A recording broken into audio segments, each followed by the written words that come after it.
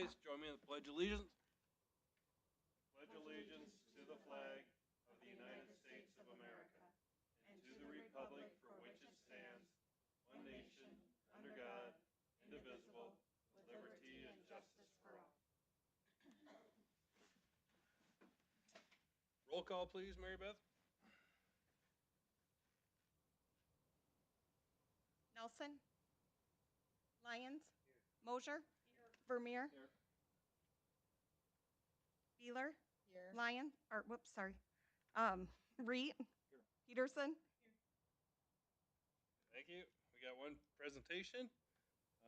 Kim Wilson with ADA Council. If you would like to address the podium and make sure there's a green light on the mic when you're. That's There you much better. That's green. Well, good afternoon, good evening.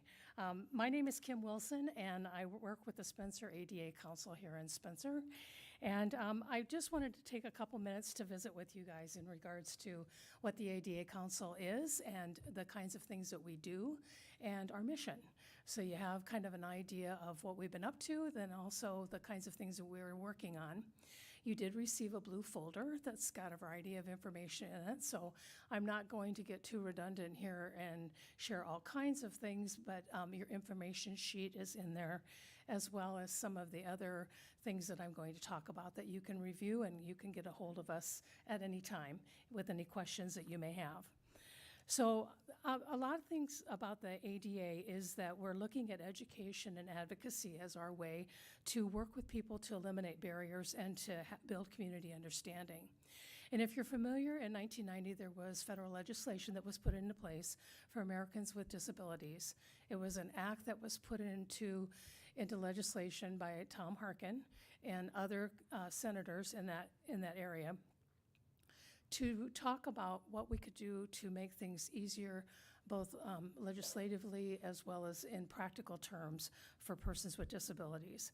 And so Spencer was one of those communities that decided in 1992 that they were going to go ahead and go along with the legislation that said, get a council together and look at ways that you can find to help your community do better with persons with disabilities. And so, for all of these years, we've been working on that very thing, and we've had very many dedicated workers that have been a part of this and volunteered to do this over the 32 years that we've been in existence. So as far as the presentation, a lot of it is just kind of giving you an overview of the kinds of things that we've been doing over these last years. One thing I do want to show, though, is that there is such a prevalence for persons with disabilities. I think we're all a potential person that could be disabled if you think about accidents, falls, or any kinds of things like that. Any kind of illnesses and things can cause us to have special needs that require additional attention. And so with that in mind, we all kind of look at it from the sense of a community awareness situation where we're just trying to develop ways that we can make life easier. One of the things that we do for community awareness is we do have a fourth grade poster contest that we do, because one thing we feel is that with education, we're looking at ways that our children can learn.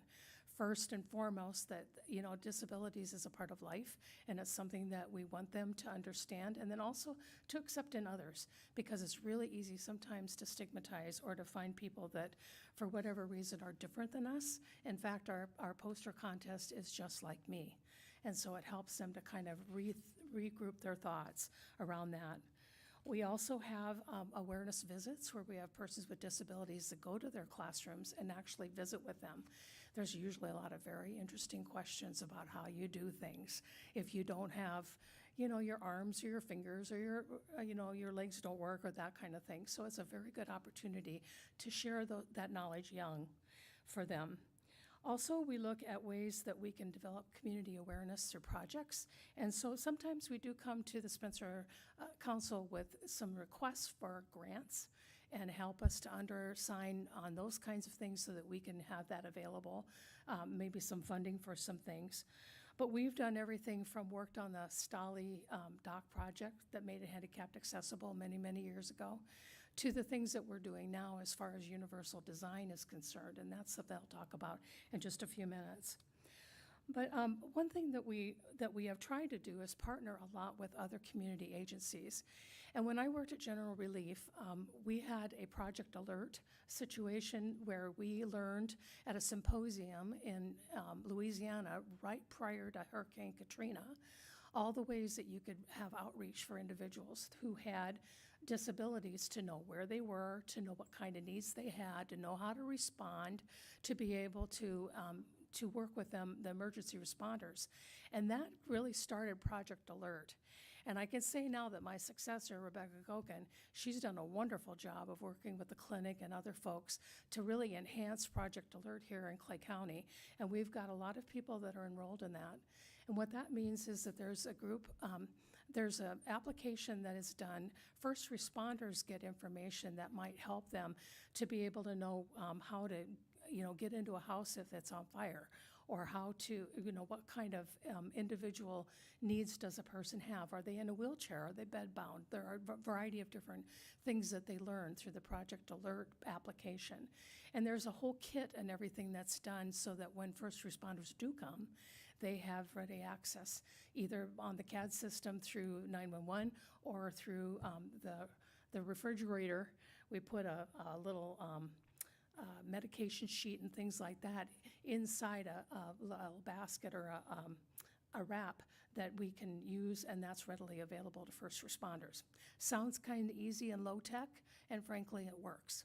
It does a really good job of helping first responders know more a little bit what's going on. But that's something that's local between the county and the city.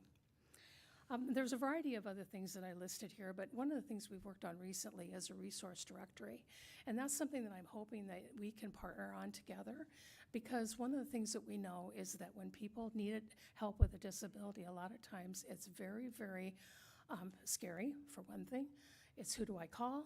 I maybe talk to my doctor about this or that. Maybe I know people who do assistive devices. Maybe I have a variety of different situations where I can ask somebody for help, but there's sometimes when people don't know. And so we put together a resource directory that helps us to better point people in the right direction on an informational and referral business. So as our advisory board to the City Council, we look a lot at trying to develop the ways that we can help with our partnerships with our various community partners. And like I said, universal design has been a very wonderful stepping point for us to be able to work with our network of partners.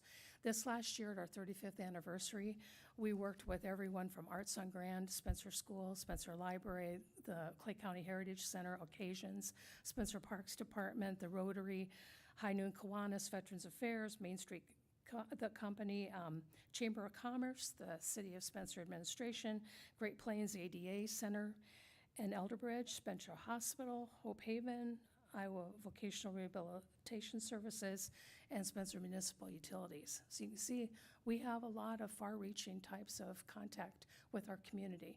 And that's something that we want to encourage so that people have that ability to work together to figure out ways to make life a little easier if a person's disabled.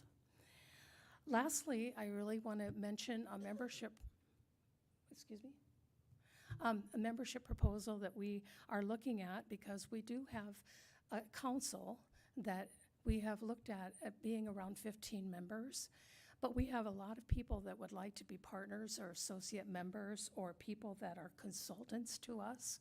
And you do have a proposal in your packet that talks about the various means in which we want to expand our reach, but we also don't want to expand the membership. So that is something that we just wanted to inform you that we're thinking of ways that we can, get people more actively involved when they can, and then go from there as far as being able to participate and do the things that make the community awareness work. That's it in a nutshell. I hope I wasn't too long. No, thank you. Is there any questions for Kim? ADA. Hey, Okay. Kim, I have one. Well, if you have any questions, the business card's right there. Oh, excuse me. I have one question for you.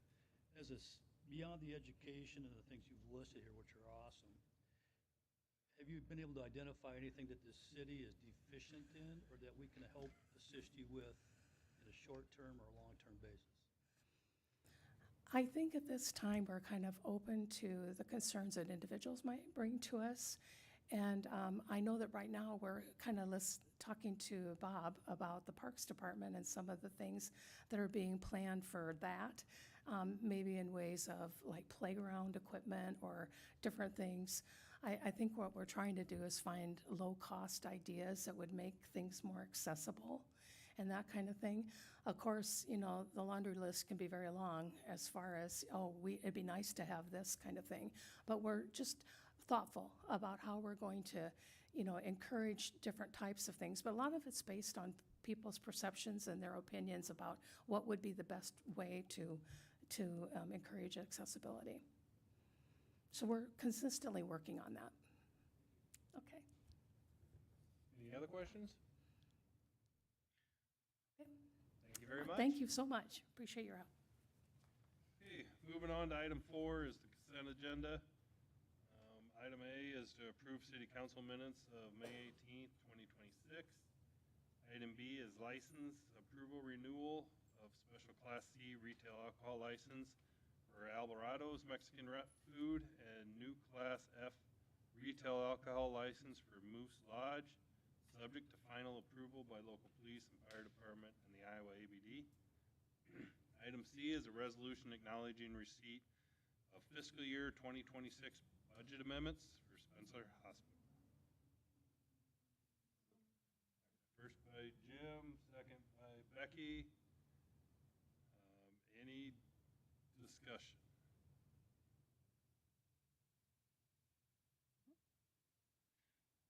Okay.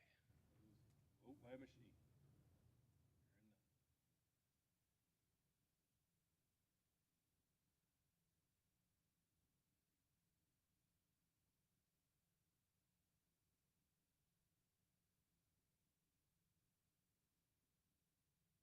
Lyons, aye. Mosher, aye. Reed, aye. Peterson, aye. Vermeer, aye. Beeler, aye. Okay, consent agenda passes. Item 5 under new business. A, to approve the purchase of property located at 906 East Milwaukee Street for the relocation of the Spencer Parks Department for $330,000. First by David. Second by Amy. Discussion on that? Can you use your mic, please? Can you fill us in, Kevin, on what this is, please? Happy to do that. Is there any, I guess before I start, is there any specific question that you want me to make sure I cover, David? Just, I know we know kind of what this is, just kind of what it is to the public, how it's being paid for. Thank you.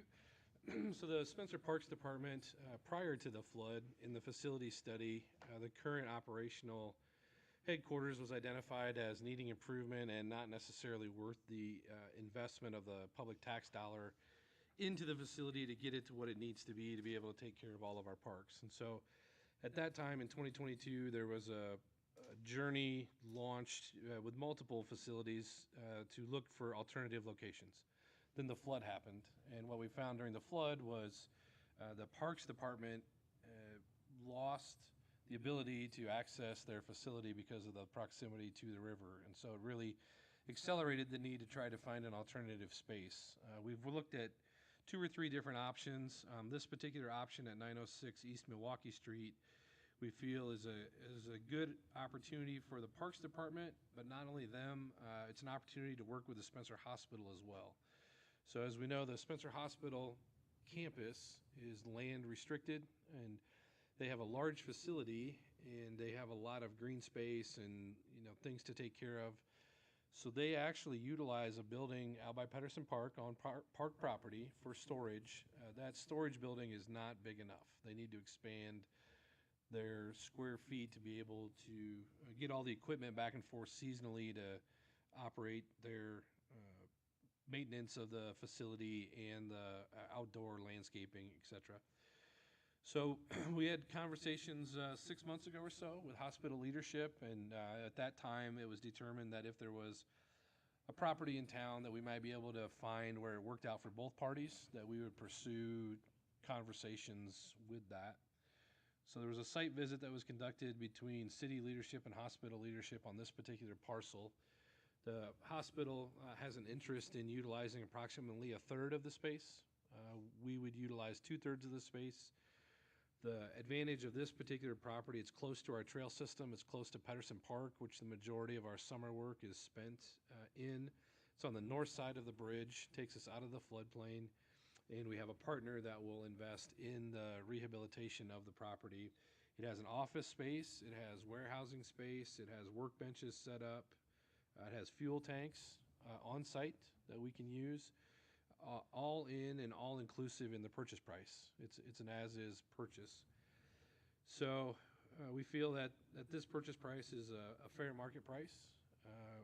We feel that the hospital partnering with us, the city will pay the full purchase price, and the hospital will financially participate in the rehabilitation, the upgrading of the facility, making sure it's presentable. The hospital and the city, but especially the hospital, takes a lot of pride in their facilities and how they look, and so certainly the current condition is not acceptable as it looks visually. So that'll be one of the first things that's upgraded and updated, in the functionality and separation of space as well between the hospital and the Parks Department. So we feel at this time that it's appropriate request. We've discussed it with council, answered all of their questions.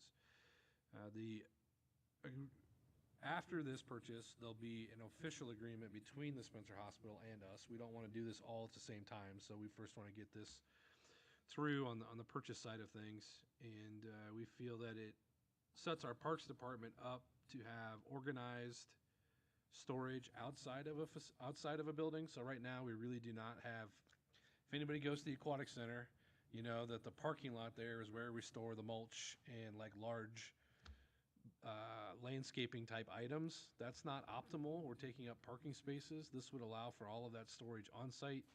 If you drive by the building right now, all of the attachments to the vehicles, buckets, hydraulic equipment, it's organized, but it's sitting outside, easily accessible. So this would allow for potentially fencing to occur to secure the public items and really rehabilitate a piece of property in that area. It's a high traffic area on 10th there. So those are the reasons that we felt it was a good purchase, and there's room to grow and utilize as well. So right now we're out of space. This would allow for the Parks Department to be set up, I think, to handle whatever need they would have inside of a facility as well as on the exterior for the upcoming foreseeable future. So that is the project. Those are the details. Happy to answer any questions you might have. The funding source for this will be FEMA funds. We'll do an alternative project with our FEMA reimbursement. So instead of continuing to fix the park property headquarters, we'll use a portion of that fund, as well as some other alternative project funding through the public assistance damage that occurred to be able to fund this project. So we don't need to borrow for it. We don't need to bond for it. We have the cash to be able to just execute this project. Thank you, Kevin. Is there any other questions or discussion on this? Hearing none, vote by machine.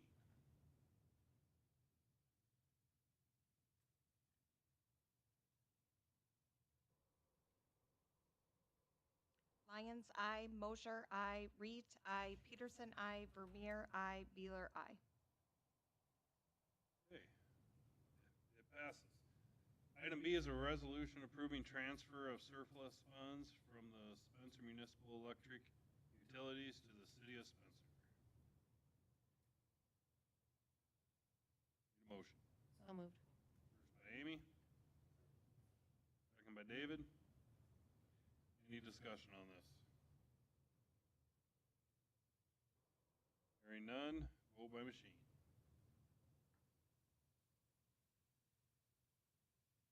Lyons, aye. Mosher, aye. Reed, aye. Peterson, aye. Vermeer, aye. Beeler, aye. Okay. Item 6 is department update. We'll start off Chief Colson, Fire.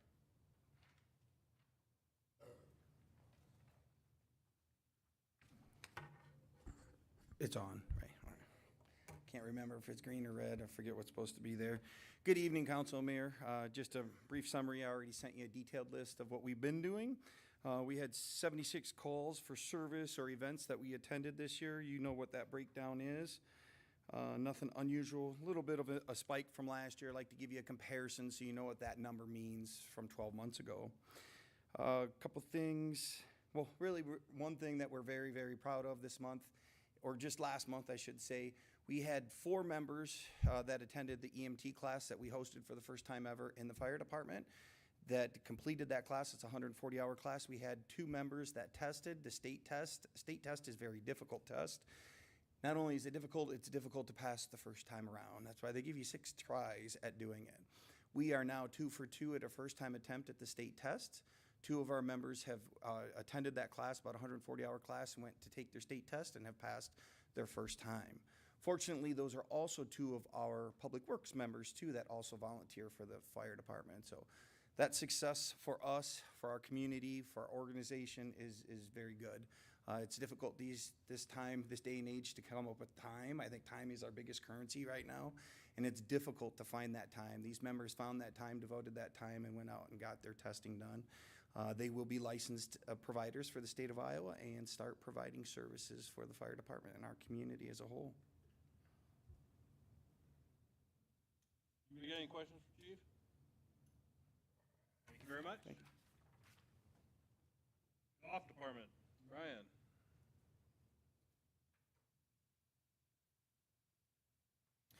Good evening, Mayor and Council. The golf course has been extremely busy this year. We've had a few rain days. We're not going to complain about a few rain days, as dry as it's been. So some timely rain. One of the biggest things we've got going on right now is our landscape renovation project. We started that last fall. We've been working on that quite a bit yet this spring. Our new plant materials came in on Wednesday.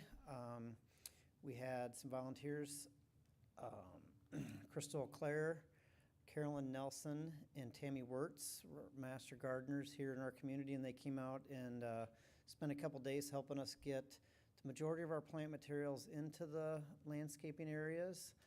They're all looking really good right now. We still have a few that we need to do a little bit more legwork on and prep work to get those ready, and we hope to have those done here in the next week or 2, and then we should have everything under control.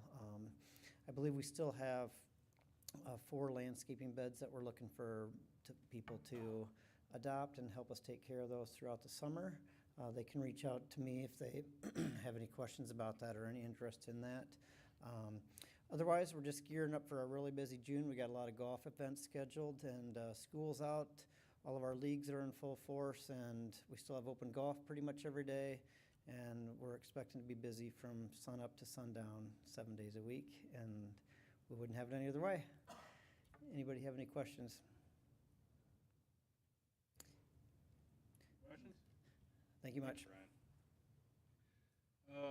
Next was library, and she sent out a copy, I think on Friday, if I remember correctly, but there's also one on the machine, but she is not here with us. But Parks.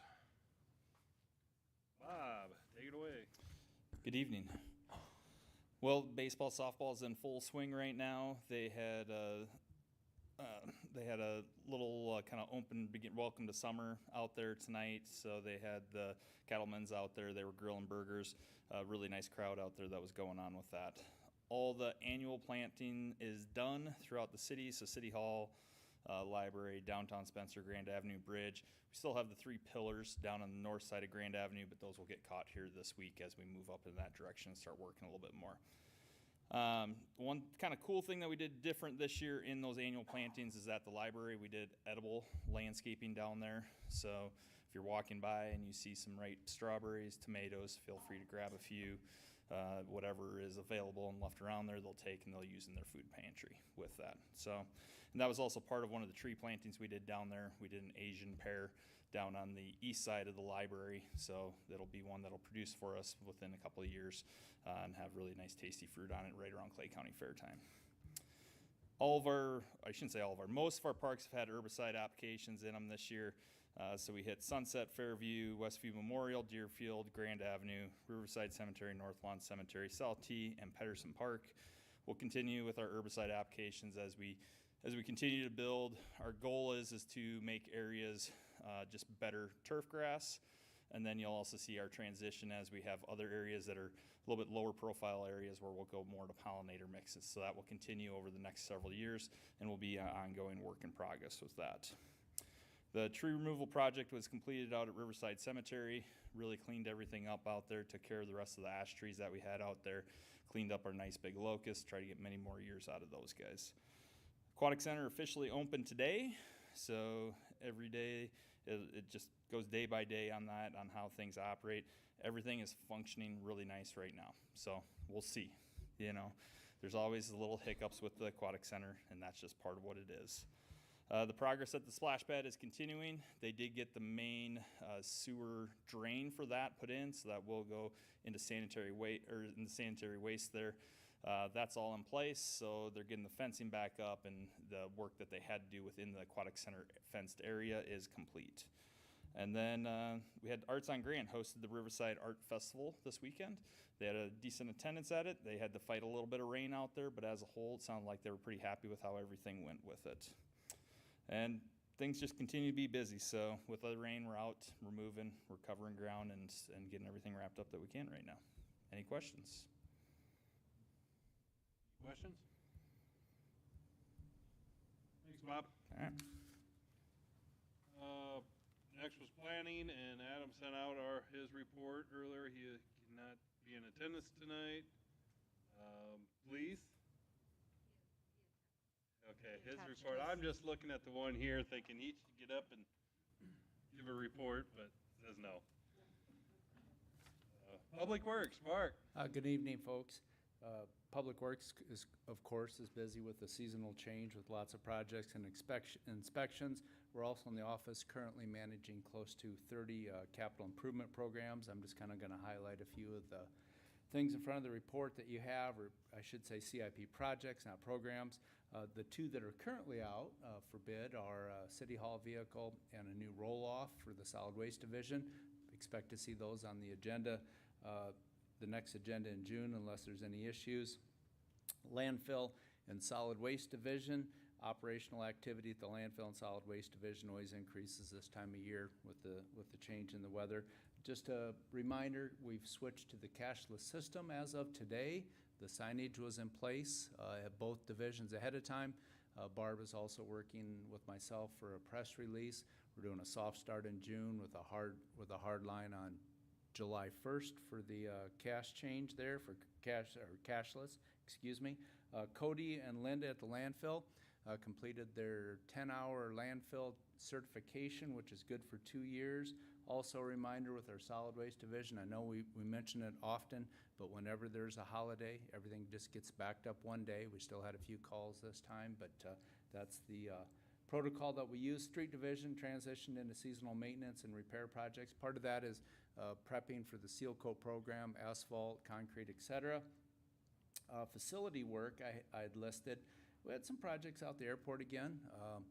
Installed a drop ceiling in one of the offices that we'll be renewing the lease on. Also, there was some perimeter maintenance. Somebody decided to cut a hole in the fence and take a gate down and some things like that. So we've changed a work order for inspecting those items. We did a little drainage tile repair work and worked with Brian out at the golf course. The sewer plant or the wastewater treatment plant, where there's an area where we clean the washout from the sewer jet. So when we clean a sewer line, that material goes into a corner of the retention pond and then it dries out to a certain extent. And we dig it out, mix it with wood chips, and then it has to pass what's called the paint filter test. When it's dry enough, then it's allowed to be trucked to the landfill. So I have about 5 semi-loads there that has been mixed with chips, and contractor's been contacted for that to haul that out. RBC maintenance has been completed. Plant is running in operational compliance. We're also meeting tomorrow in preparation for the seasonal biosolids application that happens in October.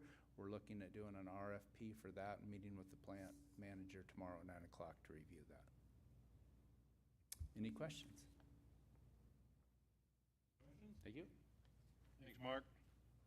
Human Resources, Jessica. Good evening, Council. In the month of May, some of my tasks included opening a part-time position at our library. So if anyone knows someone that's interested in working up to 29 hours per week at the library as a part-time clerk, please visit our Career Center. And we'll be doing phone screens for that position and some interviewing here soon. So if you want to apply, get on that because it's a really popular position. We don't have very many openings at the library or really in any of our departments. So when we do, we have a lot of applicants, thankfully. I met with a legal counsel regarding a work comp case, which was finally settled with an acceptable outcome without the possibility of future appeals. So this helped lower our mod factor for going into next fiscal year, which was a huge win. And since our staff is so good at their safety training and performance, and we have had, knock on wood, a great, almost going on a year and a half without any days lost due to work injury, we've really brought down that mod factor. So we're really happy to see that. It's a big savings for the city. I traveled to the city of Waukee and attended the Iowa Public Employers Labor Relations Associated, Iowa PELRA for short, spring conference, which I coordinated. The Human Resources Director in Waukee hosted that at their public safety facility. It is fire and police combined. So I had the opportunity to tour that facility and took some notes and some photos and sent it back to our fire and our police chief, since we'll be at some point looking at new facilities, and council will be deciding on if they'll be separate or together. It was a great facility, very thoughtful, so I appreciate them hosting that. And the conference included information for the HR directors across the state on topics such as Public Finance 101 for HR directors, change management in challenging times, managing the people side of performance management, Federal Labor Standards Act workshop, and the Iowa PELRA board meeting. I'm the vice president of that board, so I will also be putting together the fall conference that will be in September, and that is to be announced on where we'll hold that. I met with the Civic Plus electronic form implementation team, which is the same software that you're using now for council meetings. We will be integrating their PADS program, and they will take over the seamless docs that we call not so seamless docs. And so we're excited about that. There's actually quite a bit of savings to be had there while having better functionality for all of our staff.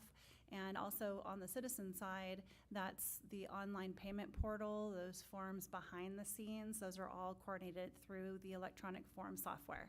So that should take, they say, up to 3 months, so I take that challenge and we'll do it in 2.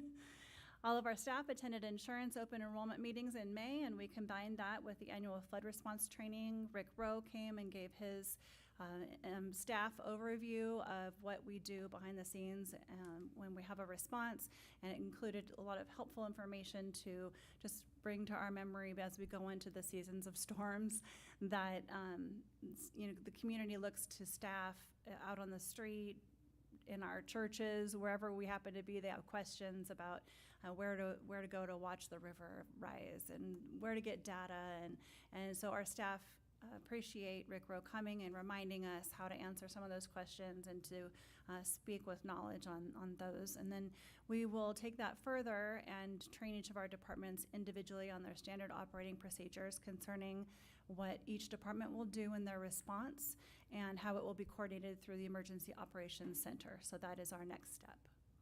You may have noticed some new signs go up around City Hall. In the lobby, we are going to have people start to check in at the front desk when they're coming in for meetings, and we'll be wearing badges. The staff that are on duty at City Hall will all have badges, and when they go out into the community to work, they'll have ID badges that can be scanned to verify, so that our officers that are out there, they can, when they're there to inspect, like our building code official, she has something that they can be verified that they are who they say they are, because in these times, don't let anybody into your house unless you can verify it. So we will all have those on here soon. And our safety days without lost time is at 475, so about a year and a half. Any questions for me? Thank you. Any questions? Engineer report, Brian. Good evening, Mr. Mayor, City Council, Brian Schmidt, Cruz Kate and Nelson. Still relatively quiet as far as construction in town for our projects. Graves Construction has started erecting the hangar, the 8-plex hangar out at the airport. And structural members are basically all installed at this point. Later this week, they'll work on the doors and some sheeting, and then they'll proceed with other interior finishes and stuff like that. We'd anticipate in a couple weeks, and they'll work on exterior concrete to wrap up that project. I would note that the original completion date was scheduled to be June 15th for that project. There was a 33-week lead time on that structure, the hangar materials. So they have requested an extension, and that will be submitted to the airport board at their next meeting. The other exciting thing, or somewhat exciting thing for us, is the pre-construction meeting has been scheduled for the Rise Paving project for this Friday. Then we'll have a better idea of how that project will commence, I guess, in the near future. Any other questions? Questions? Thank you, Brian. Thank you. All right, you'll also notice that we had, Wes gave a report here on paper from Bolton Mink. I think he gave it to everybody too, so kind of an update with the splash pad and the 18th Street Trail. So that is there for your reading. And then next item is City Manager Report. Kevin. Thank you, Mayor. Couple items. Our housing study, Adam and I met with the vendor who has completed that. The rough draft is done. When Adam and I were meeting with them, there was a data layer we want them to dive further into, and it's vacant homes. Vacant homes in a community are designated as houses for sale, houses that are unoccupied. So this could be an estate the house has been vacant for years. It could be just an empty house. Could be a nuisance property that's not livable. The number that they estimated was not insignificant. And when we look at reinvestment in the community, housing stock, concentricity in neighborhoods, I think it's important that we really dive down into that, come to you with some really accurate data so that we can come up with some possible programs. We do not currently have an occupancy ordinance related to housing in this community. Some towns do, some towns don't. It's a very interesting discussion. But when you look at the first kind of readily available housing stock, it's houses that currently exist. And so we want to have some good data to dive into that with you. That'll be about 3 weeks or so, and we should have those numbers verified for you, and you'll get the final housing report from them. FEMA buyout, we had our meeting with our local folks, those 15 homes on the FEMA buyout list. There's 25 homes. We met with the state of Iowa yesterday. I always get nervous giving timelines out because every time we do, it's wrong. They're talking August now is the window to have those properties beginning to be purchased. So August, September timeframe. Hopefully we can still get those demolished before winter, I think. But more importantly, the people who are on that buyout getting their money. If anybody has any questions, please contact City Hall. We'll make sure to let you know which side of the buyout you're on. And I think we had most all the abstracts turned in for the city buyout program. So the city attorney is currently in review for getting those updated. The EDA disaster recovery specialist, we've talked about that a few times. We made the final, or not the final, we made the first hurdle to get approved, and now it's on to the second level of approval. What this position will be is somebody who can help us administer all of the disaster projects that are federally or state funded that have a lot of nuanced requirements that typically go beyond what a city staff is normally accustomed to. There's a lot of nuances with those programs. If we do get this award, it's a 3-year award. It would be the equivalent of one full-time employee salary, but we more than likely would do an RFP out to an agency who has multiple skill sets to be able to handle that. We anticipate within a month or so, we should know if we're funded for that position. Want to touch a little bit on river conditions. So the river got close to 10 feet. It didn't reach 10 feet. We can walk through the significance of that. It got to 9 feet 8 inches, 9 feet 10 inches or so. That was its crest, which is under flood stage. So visibly, there was water in the parking area in West Leach Park, where the boat ramp is. That's still not flood stage. So 10 foot, it was close. 10 foot is level one.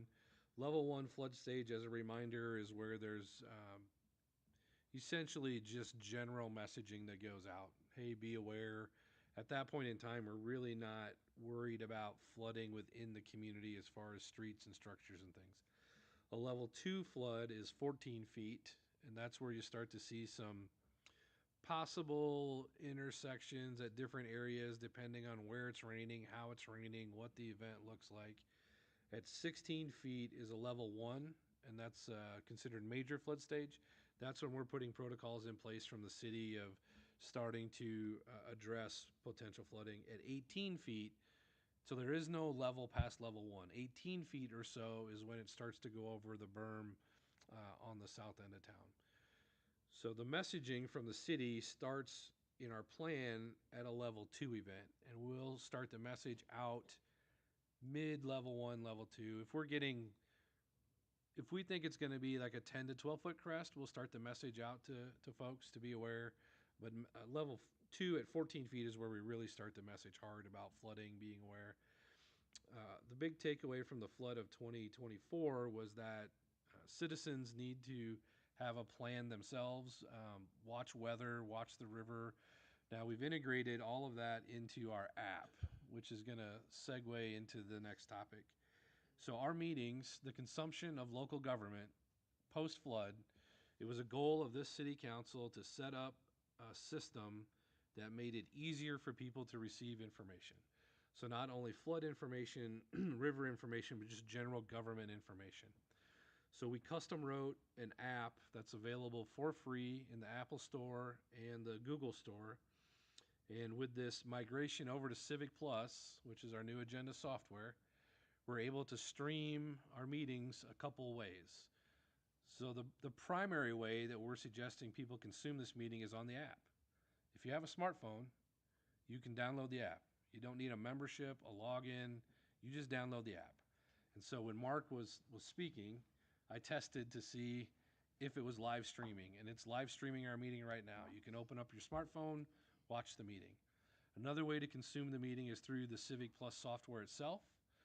There's been several posts about instructions on how to do that. This is free. There's no charge for it. Again, you don't need a membership. You just can consume the meeting of your local government. Number 3 is YouTube. So YouTube is a platform that, again, you don't need a membership to. Anybody with a smartphone or a computer can go to YouTube and watch the meeting, and it's archived there. The other way to consume the meeting is on SMU. If you have SMU cable, you can watch the meeting live. So there's been comments on our social media.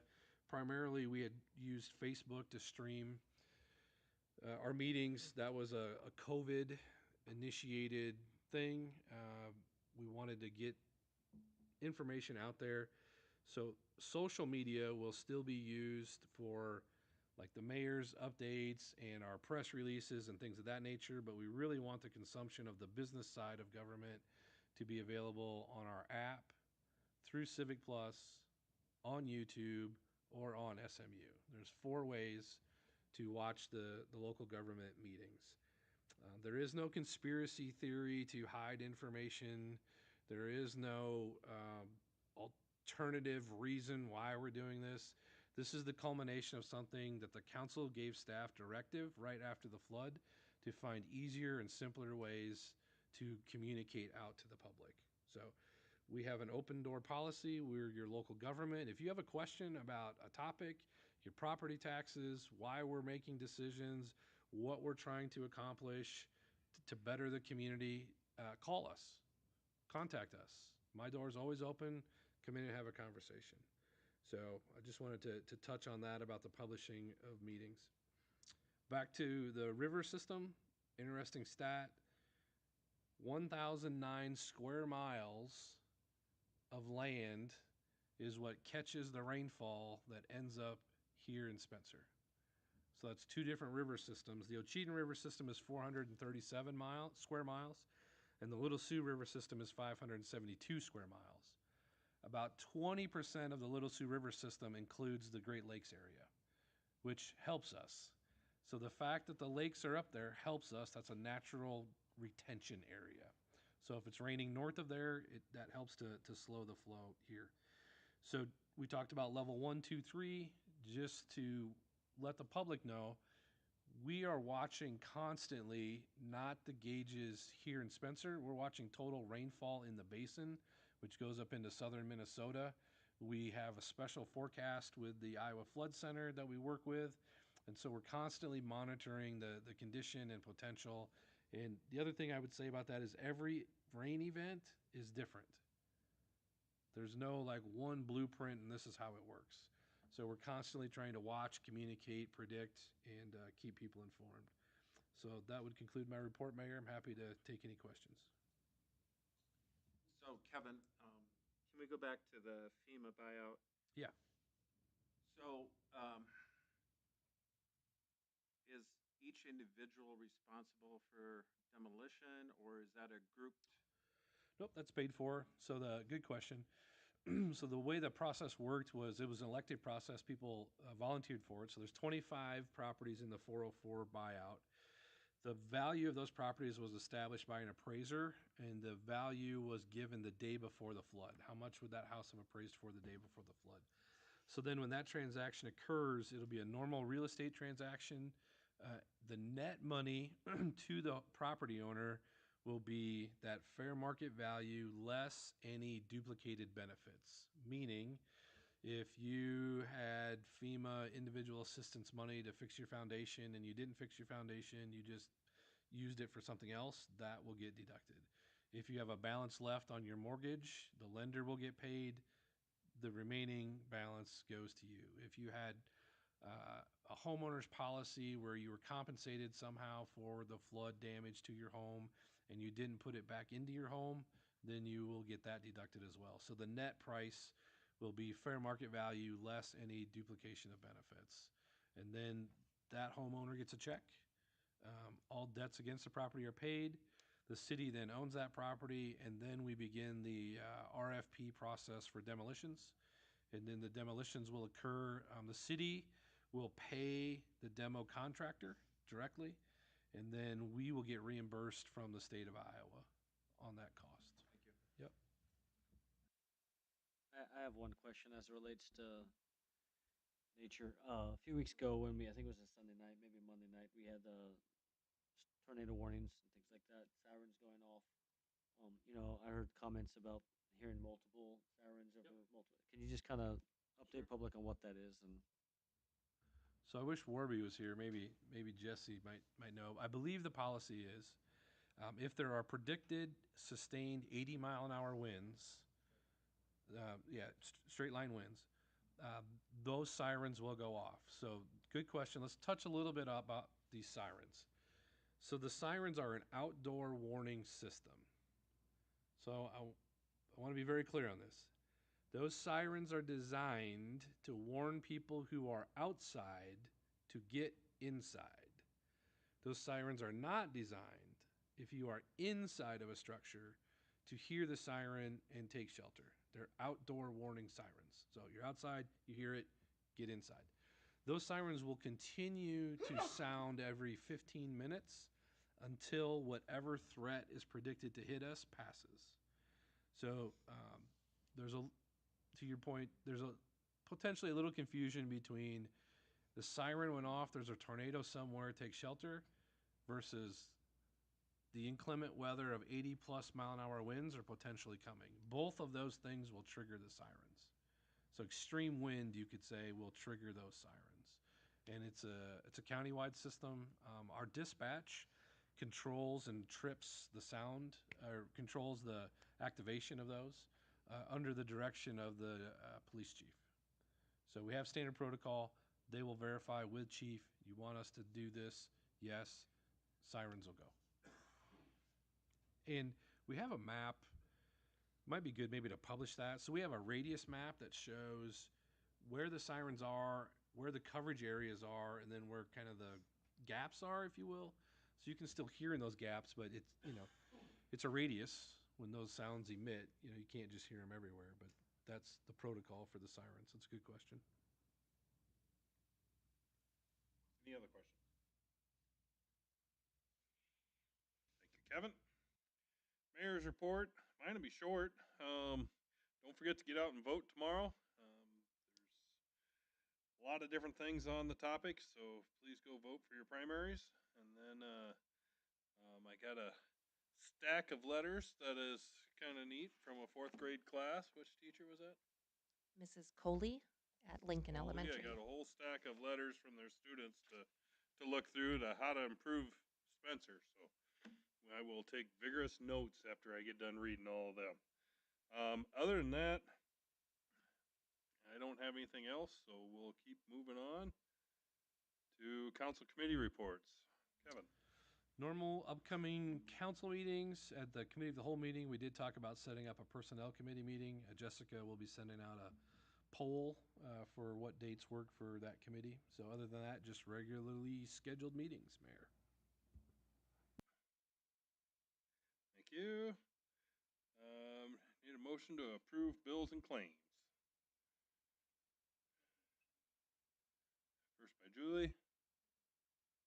Second by Becky. Any discussion on that?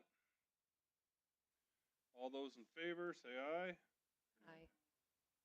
Opposed, same sign. Okay, motion approved. Item 12 is other business or opportunities to address the council. And seeing none, need a motion to adjourn. First by Jim. Second by Julie. Any discussion? All those in favor? Thank you. Opposed, same sign. All right, God bless Spencer. Yes, you can close out of